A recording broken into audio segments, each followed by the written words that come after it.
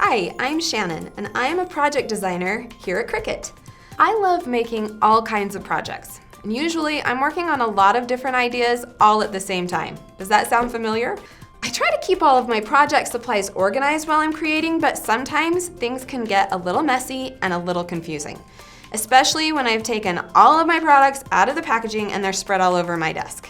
Materials get mixed up, and they're so similar. How do you know which one is which?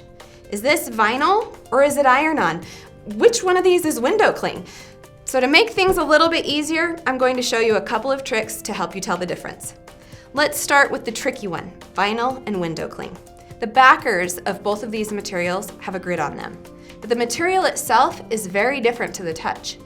Vinyl feels thinner and it's smooth to the touch, while window cling feels a little thicker and it has more of a rubbery, slick feeling to it. They also have a different look between them. Window cling has a glossy finish and it almost looks wet in the light, while vinyl has a matte finish and a more of a dull shine in the light. Now for our last culprit, iron-on.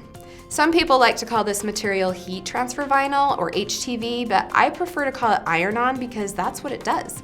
I find it's a little less confusing to call it iron-on and not add another type of vinyl in the vinyl mix. So how do you tell iron-on apart from vinyl or window cling? Well, it's really easy. Flip them over and look at the back side of the materials. You'll notice that iron-on doesn't have a grid, which makes it easy to distinguish from both the vinyl and the window cling.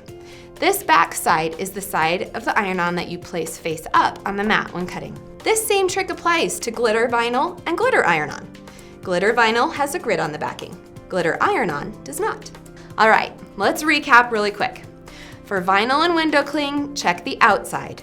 And for iron-on, it's what's on the inside that counts. I hope that this has been helpful for you. Tell us your thoughts and questions in the comments below. And as always, don't forget to subscribe to our channel. We have new videos every Tuesday. See you soon.